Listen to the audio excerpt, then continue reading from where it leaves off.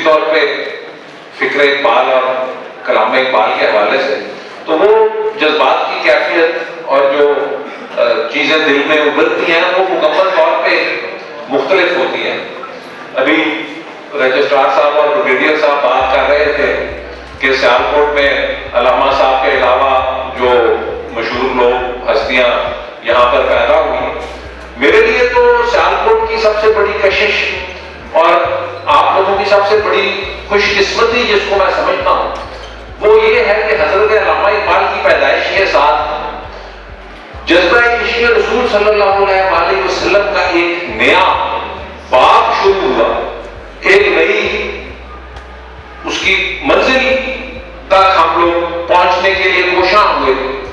ایک نئے عروج اور بلندی پہ علامہ صاحب کی سوچ اور فکر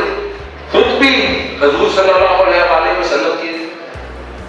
عقیدت اور محبت کی وجہ سے علامہ صاحب کی ذات خود بھی پہنچی، اور جذبہ عشق رسول صلی اللہ علیہ وسلم کو بھی حضرت علامہ اقبال ایک ایسے مقام پر لے کر گئے جو کہ شاید مدینہ شریف حضور صلی اللہ علیہ وسلم کی حیات طیبہ کے دوران جس طرح مدینہ شریف میں جو صحابہ کرام تھے ان کے حضور صلی اللہ علیہ وسلم کی طرف جو جذبات ہوتے تھے، جب وہ حضور سے خطاب کرنے سے پہلے کہتے ہوتے تھے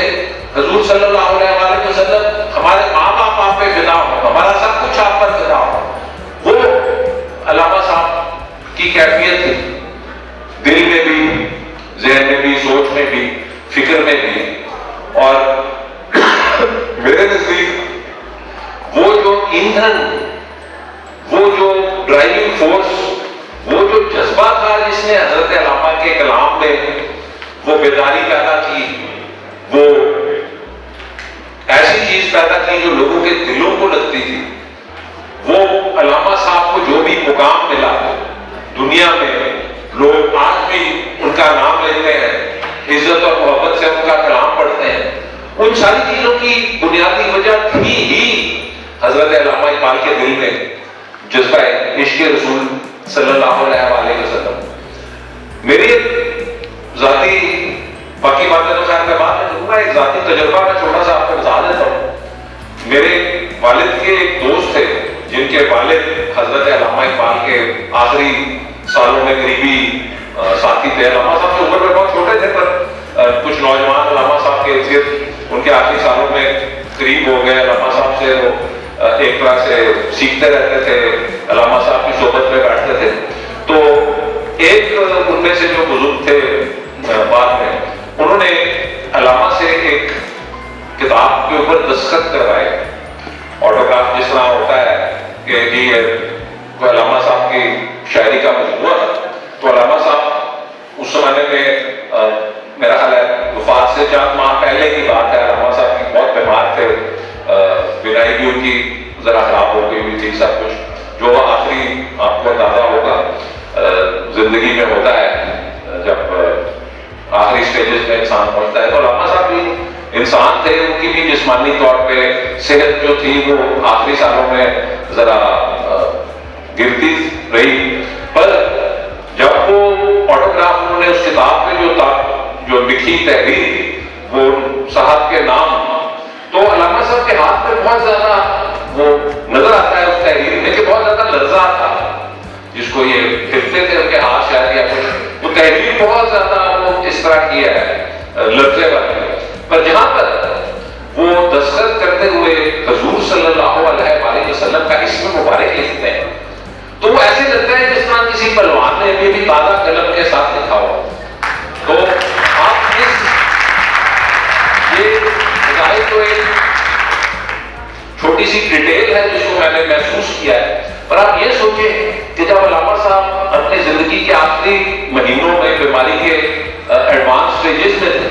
تب بھی حضور صلی اللہ علیہ وسلم کا اسم مبارک لکھتے ہوئے ان کے ہاتھ میں، ان کے جسم میں جو قوت آ جاتی تھی اس تحریر سے نظر آتی ہے۔ اور جب علامہ صاحب اپنا کلام کہتے ہوئے، سوچتے ہوئے، اپنی چیزیں کرتے ہوئے جب ان کو حضور صلی اللہ علیہ وسلم کی یاد آتی ہوگی تو تب ان پہ کیا کیفیت ہوتی ہوگی۔ جو بھی حضرت علامہ اقبال کا کلام ہے اس کے پیچھے پیچھے جس طرح کہ میں نے ابھی پہلے بھی آپ کو کہا، میرے نزدیک جو ڈرائیونگ فورس تھی وہ تھی ہی حضور صلی اللہ علیہ وسلم کی ذات اور حضرت علامہ اقبال کی ان سے عقیدت اور محبت۔ اور جہاں پر بھی میرے نزدیک حضرت علامہ اقبال نے اپنے کلام میں عشق کا لفظ استعمال کیا ہے، زیادہ تر جگہوں پہ اس کی مراد ہی ان کا جذبہ عشق رسول صلی اللہ علیہ وسلم ہے۔ ابھی میں رستے میں ہی مجھے ایک علامہ صاحب کا فارسی کا شعر یاد آ رہا تھا، جس میں وہ حضور صلی اللہ علیہ وسلم سے شکایت کرتے ہیں کہ میں نے آپ صلی اللہ علیہ وسلم کا پیغام اپنے کلام کے ذریعے ساری دنیا میں پھیلایا، پر یہ لوگ مجھے محض شاعر ہی سمجھتے ہیں۔ تو علامہ صاحب کا جو شاعری اور کلام ہے، اس کو سمجھنے کے لیے آپ کو عقل کے ساتھ سمجھنے کی ضرورت میرے نزدیک تو نہیں ہے۔ اگر آپ اپنی عقل سے سمجھنے کی کوشش کریں گے تو آپ کو اس کی کچھ اور سمجھ آئے گی، پر اگر آپ عشق کی نگاہ سے حضور صلی اللہ علیہ وسلم کی عشق اور عقیدت اور محبت کی نگاہ سے اس کلام کو سمجھنے کی کوشش کریں تو اس کے کچھ اور ہی بہت بلند مطلب نکلتے ہیں۔ تو مجھے افسوس ہے کہ آج ہم زیادہ تر جو اقبال شناس ہیں یا جو اپنے آپ کو نام نہاد کہتے ہیں اقبال اسکالر، وہ علامہ صاحب کو محض ایک شاعر ہی سمجھتے ہیں، حالانکہ علامہ صاحب کا اصل مقصد حضور صلی اللہ علیہ وسلم کے پیغام کو آگے لوگوں تک پہنچانا تھا۔ آج میں دیکھتا ہوں، اب تو مجھے نہیں پتا ہے آج کل کے کس طرح کے رجحانات ہیں، ہر جگہ پر لوگ عید میلاد النبی اپنی مرضی اور اپنے طریقے سے اپنی طرز سے مناتے ہیں۔ 4 سال پہلے میں آیا تھا ادھر سیالکوٹ عید میلاد النبی کے دن، تو یہاں پر کچھ لوگ بینڈ کی وہ یونیفارمز پہن کے بینڈ بجا کے پریڈ کر رہے تھے، اپنی خوشی کا اظہار کر رہے تھے۔ کچھ لوگوں نے چلانا کیا ہوا تھا، کچھ لوگوں نے اپنے گھروں کے پاس جو ڈسپلے بنائے ہوئے تھے مختلف اسلامی مقامات کے۔ تو ہر کوئی اپنے طریقے سے، اپنی طرز سے، اپنے دل سے حضور صلی اللہ علیہ وسلم کے حوالے سے جو عید میلاد النبی صلی اللہ علیہ وسلم ہے اس کو مناتے ہیں۔ حضرت علامہ اقبال نے بھی عید میلاد النبی کی ایک تقریب میں خطاب کیا تھا، اور انہوں نے جو 2 یا 3 چیزیں کہی تھی کہ ہمیں عید میلاد النبی یا حضور صلی اللہ علیہ وسلم کی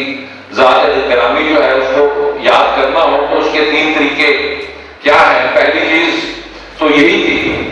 کہ درود شریف جو ہے اس کو کثرت سے پڑھا جائے۔ علامہ صاحب کو کسی نے پوچھا کہ یہ آپ کو غیم الامت کیوں کہتے ہیں، آپ کیسے غیم الامت مانتے ہیں؟ خط بھیجا کسی نے، علامہ صاحب نے ان کو خط میں یہی جواب دیا کہ میں کو 1 کروڑ سے زائد دفعہ درود شریف پڑھ چکا ہوں، اس وجہ سے۔ دوسرا جو طریقہ علامہ صاحب نے کہا وہ یہی تھا کہ کسی ایسے اصحاب کی صحبت میں بیٹھو، محفل منعقد کرو عید میلاد النبی کے حوالے سے، جس میں حضور صلی اللہ علیہ وسلم کی ذات گرامی کے اوپر جو لوگ جانتے ہیں، جو سیرت نبی صلی اللہ علیہ وسلم سے واقف ہیں، ان کے بیانات سنو، ان کے بیانات سے حضور صلی اللہ علیہ وسلم کی حیات مبارکہ کو سمجھنے کی کوشش کرو۔ اور تیسری چیز جو علامہ صاحب نے مولانا رومی کا بھی اس میں مثال دی اور دیگر اصحاب کی بھی مثال دی، وہ یہ تھی کہ حضور صلی اللہ علیہ وسلم کی حیات مبارکہ کی جتنی زیادہ آپ پیروی کر سکتے ہو اس کو ان کی پیروی کرنے کی کوشش کرو۔ وہ خصوصیات، وہ کوالٹیز جو حضور صلی اللہ علیہ وسلم میں تھی ان کو اپنانے کی کوشش کرو۔ یہ 3 طریقے حضرت علامہ اقبال نے عید میلاد النبی صلی اللہ علیہ وسلم کو منانے کے حوالے سے اپنے خطاب میں بیان کیے ہیں۔ اب میں کسی کی منانے کے طریقے پہ تنقید تو نہیں کر سکتا، میری جگہ نہیں ہے۔ ہر کسی کے دل میں حضور صلی اللہ علیہ وسلم کی محبت اور عقیدت جو ہے اس کو ظاہر کرنے کے مختلف طریقے ہوتے ہیں۔ میرے نزدیک جو علامہ صاحب کے نزدیک طریقہ تھا، جو کہ سب سے زیادہ مجھے ظاہر ہوتا ہے، وہ امت کی فکر تھا۔ حضور صلی اللہ علیہ وسلم کی خصوصیات میں خصوصی طور پہ آخری جو